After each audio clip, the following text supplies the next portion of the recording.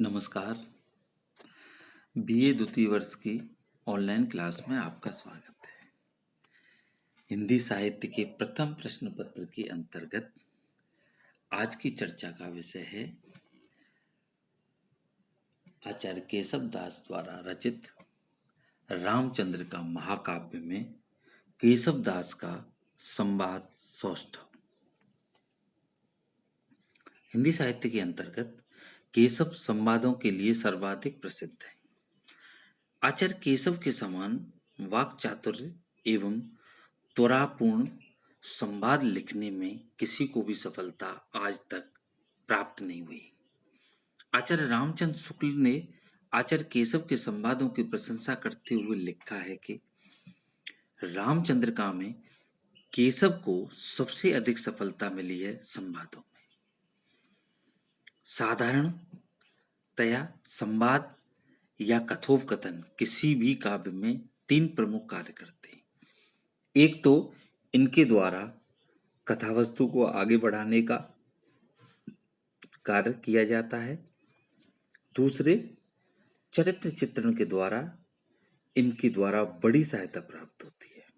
वस्तुतः चरित्र चित्रण के लिए सबसे अधिक सुंदर अभिनयात्मक प्रणाली मानी गई है और इस प्रणाली के लिए कथोपकथन से ही सहायता प्राप्त होती है।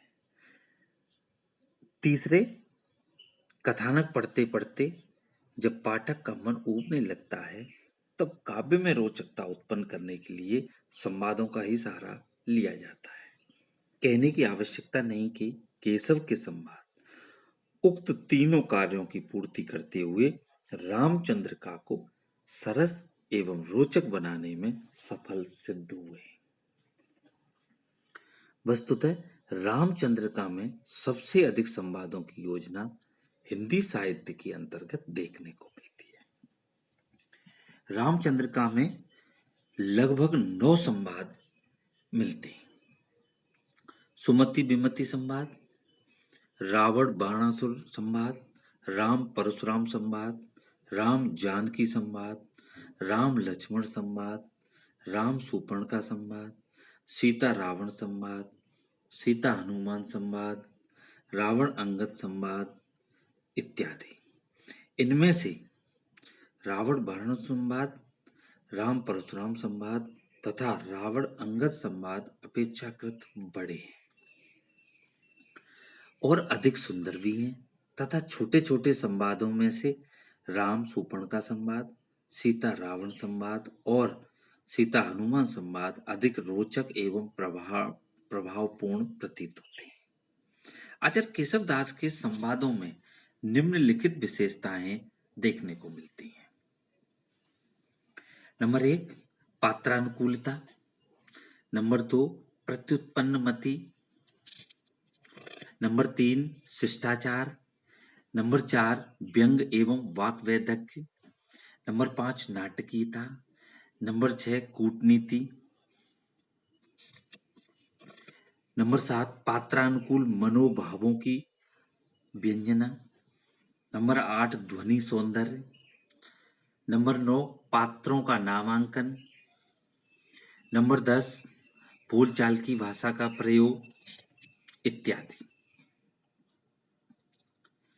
जैसे पात्रों का नामांकन, केशव अपने संवादों में प्राय राम कहो, रावण बोल्यो, अंगद कही इत्यादि लिखकर पात्र निर्देशन को स्थान देना उचित नहीं समझते। केशव ने नाटकों की भांति पात्रों के नाम प्राय अलग से बाहर लिख दिए हैं। इससे काव्य में नाटकीयता आ गई है और काव्य और नाटक का सुंदर समन्वय भी स्थापित होता है। जैसे रावण, कौन हो पठे सो, कौन यहाँ तुम्हें कहा काम है। अंगद, जाति बानर लंक नायक दूत अंगद नाम है। इसी प्रकार बोलचाल की भाषा का प्रयोग, केशव ने अपने संवादों में प्राय धारा प्रवाह पूर्ण दैनिक बोलचाल की भाषा का प्रयोग किया है। इसीलिए इन संवादों में उक्ति वैचित्र्य के साथ साथ व्यंग प्रहार विद्यमान है। मुहावरों एवं लोकोक्तियों के साथ नोक-झोंक दिखाई देती है और काव्यात्मक सजीवता के साथ-साथ सरसता एवं स्वाभाविकता के भी दर्शन होते हैं। आचार्य केशव ने सरल सहज भाषा द्वारा ही मीठी-मीठी चुटकियां ली हैं और करारे व्यंग प्रहार भी किए हैं। उदाहरण के लिए अंगद रावण संवाद में अंगद की सरल उक्तियों में बोलचाल की भाषा के अंतर्गत ही कितनी सामाजिकता एवं कितनी अर्थ गंभीरता विद्यमान है। जैसे अंगद, हाथी न साथी न घोरे न चेरे, न गाऊं न ठाऊं को ठाऊं बिले हैं, तात न मात न पुत्र न मित्र न वित्त न तीय कहूं संग रहे इत्यादि। ध्वनि सौंदर्य, आचार्य केशव के संवादों में वस्तु ध्वनि एवं अलंकार ध्वनि का सौंदर्य पद पद पर दृष्टिगोचर होता हुआ प्रतीत हुआ। जैसे हनुमान रावण संवाद के अंतर्गत रावण जब हनुमान से बंधन का कारण पूछता है, तब हनुमान बड़े ही कौशल के साथ अपने बंधन का कारण बताते हुए जो उत्तर देते हैं, उसमें वस्तु ध्वनि की बड़ी ही सुंदर अभिव्यंजना है। रावण, कैसे बंध्यो? हनुमान, जो सुंदर तेरी छुई दृग शोभत पातक लेखो। इसका तात्पर्य यह है कि मैंने तो केवल आंख से ही तेरी स्त्री का स्पर्श किया, जिसका परिणाम यह हुआ कि मुझे बंधन में पड़ना पड़ा, किंतु तेरी क्या दशा होगी, क्योंकि तू तो पराई स्त्री का अपहरण करके ले आया है और तूने तो शरीर से भी उसका स्पर्श किया है। इसी तरह की वस्तु ध्वनि, अलंकार ध्वनि इत्यादि का सौंदर्य केशव दास के संवादों में पर्याप्त मात्रा में विद्यमान है। इसी श्रृंखला में हम देखते हैं संवादों की विशेषता के अंतर्गत पात्रानुकूल मनोभावों की अभिव्यंजना। केशव दास के संवादों में सबसे अधिक महत्वपूर्ण विशेषता यह दिखाई देती है कि उनमें पात्रों के अनुरूप आतंक, क्रोध, उत्साह इत्यादि की सुंदर एवं मर्म स्पर्शी अभिव्यंजना देखने को मिलती है। वस्तुतः रावण बड़ा ही क्रूर, दुस्साहसी, क्रोधी, कठोर, निष्ठुर एवं निर्मम शासक था। वह देवताओं का प्रबल शत्रु था तथा सारे देवता उसके आतंक से थर्राते थे। इतना ही नहीं, रावण की क्रूरता के मारे उसके दरबार में आतंकपूर्ण वातावरण आच्छादित था। उसी वातावरण का चित्र केशव ने बड़े ही सजीव ढंग से प्रस्तुत किया है। यह प्रतिहार अभिमानी एवं आतंकी रावण के दरबार में बैठे कुछ देवताओं को फटकारता हुआ रावण कहता है, पढ़्यो बिरंची मौन वेद जीव सोर क्षण रे, कुबेर बेर के कही न जच बीच मंड रे, दिनेश जाय दूर बैठ नारद आदि संग ही, न बोल चंद मंद बुद्धि इंद्र की सभा नहीं। निसंदेह यह रावण की सभा है, इंद्र की सभा नहीं है। अतएव यहां तो देवताओं को रावण के प्रतिहार के कथनानुसार ही बैठना पड़ेगा।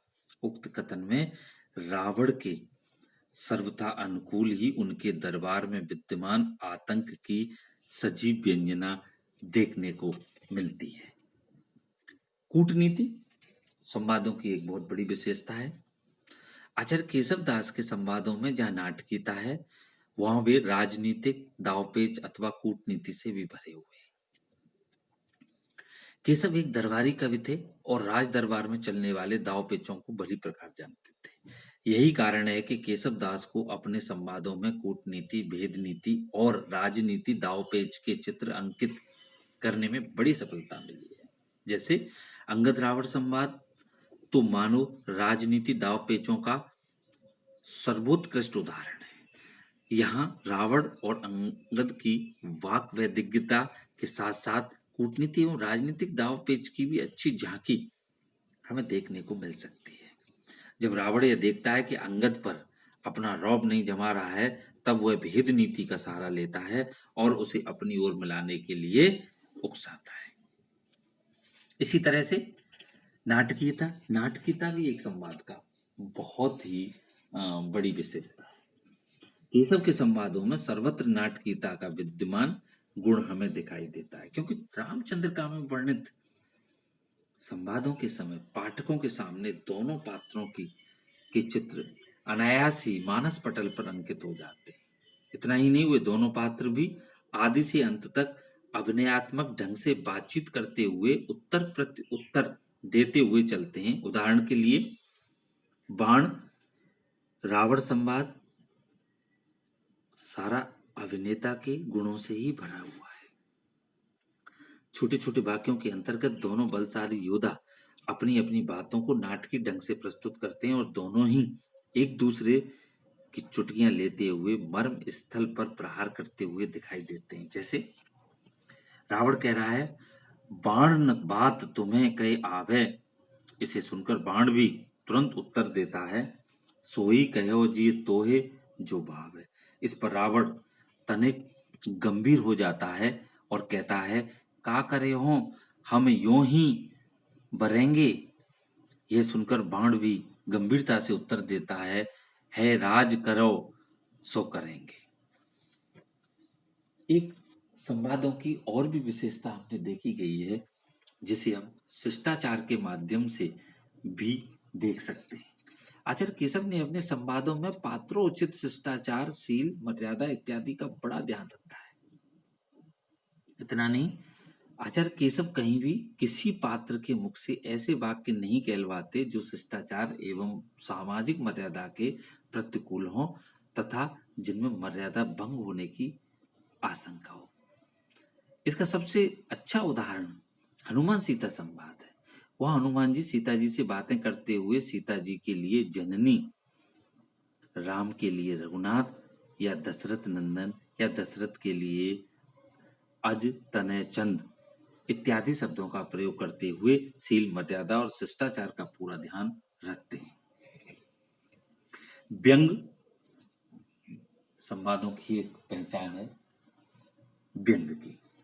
केशव के संवादों में व्यंग एवं वाक वैदग्ध्य की भरमार है।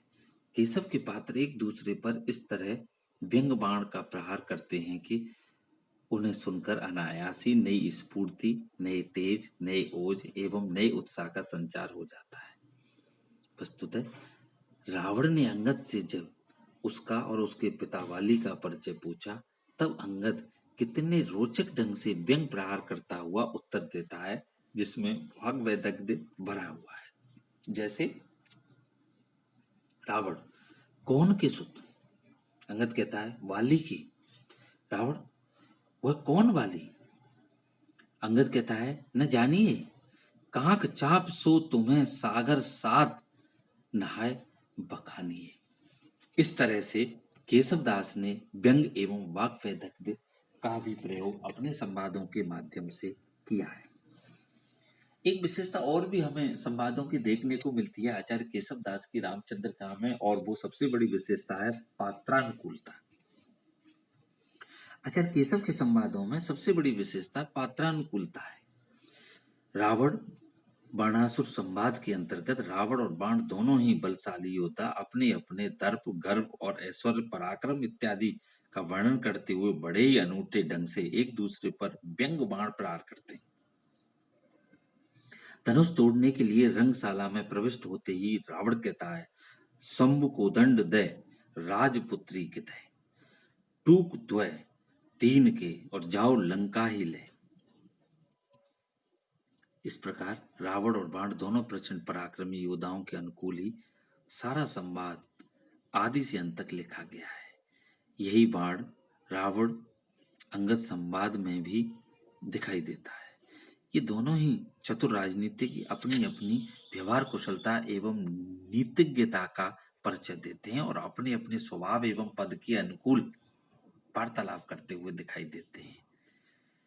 एक और भी विशेषता हमें रावण के संवादों में देखने को, आचार्य केशव के संवादों में हमें देखने को मिलती है। प्रत्युत्पन्न मति, केशव के संवादों में सर्वत्र प्रत्युत्पन्न मति के दर्शन होते हैं, क्योंकि केशव के सभी पात्र बातों में से ही बात निकालकर तुरंत उत्तर देते, अपनी प्रत्युत्पन्न मति का परिचय देते हैं। जैसे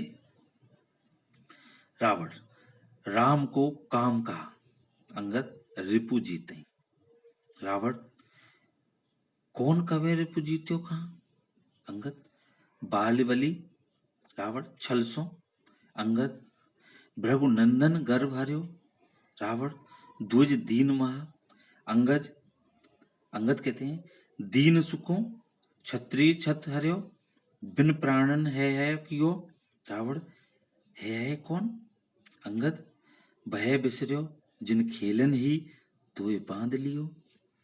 ये एक आचार्य केशव दास के संवादों की सबसे बड़ी विशेषता हमें देखने को मिलती है। निष्कर्षतः हम कह सकते हैं कि आचार्य केशव के संवाद नाटकीयता सौंदर्य के साथ साथ काव्यात्मक सौंदर्य में भी ओतप्रोत है, जिनमें संक्षिप्तता, स्वाभाविकता, पात्रानुकूलता, अभिनेता इत्यादि के साथ साथ शिष्टाचार, मर्यादा, शील एवं सौजन्य भी विद्यमान है। आचार्य केशव के ये संवाद यद्यपि प्रबंध काव्य की कथा में सर्वत्र उपयुक्त नहीं दिखाई देते, उखड़े उखड़े से जान पड़ते हैं और इन्हें यदि निकाल भी दिया जाए तो प्रबंध काव्य में कोई अधिक हानि नहीं होगी। तथापि इन संवादों का अपना एक विशेष महत्व है, क्योंकि ये स्वतंत्र रूप से विद्यमान होकर बड़े ही रोचक और मनोरंजक हैं। इनमें कूटनीति, राजनीति दांवपेच भरे हुए हैं। ये कौतूहलवर्धक एवं स्फूर्तिदायक है। इनमें ओज, उत्साह, क्रोध इत्यादि की सुंदर व्यंजना हमें देखने को मिलती है। तथापि इनमें सभी पात्र शिष्टाचार के साथ साथ सामाजिक मर्यादा एवं शील सौजन्य इत्यादि का सदैव ध्यान रखकर ही वार्तालाप करते हुए प्रतीत हुए। आचार्य केशव ने जहाँ श्लेष, यमक इत्यादि के द्वारा काव्य में क्लिष्टता एवं ध्रुवता उत्पन्न करने की चेष्टा की है, वहां रोचक एवं मनोरंजक संवाद लिखकर अपने काव्य में नाटकीय वातावरण का निर्माण करते हुए रोचकता का भी प्रसार किया है। तथापि इन संवादों के द्वारा पात्रों का चित्रण भी अभिनयात्मक ढंग से बड़ी सरलता पूर्वक किया गया है। इसमें कोई संदेह नहीं है कि आचार्य केशव के ये संवाद लेखक की वाक्पटुता, भाषा प्रवीणता, व्यवहार कुशलता, राजनीतिज्ञता, प्रत्युत्पन्न मति एवं सूक्ष्म मनोविज्ञान के परिचायक हैं। धन्यवाद।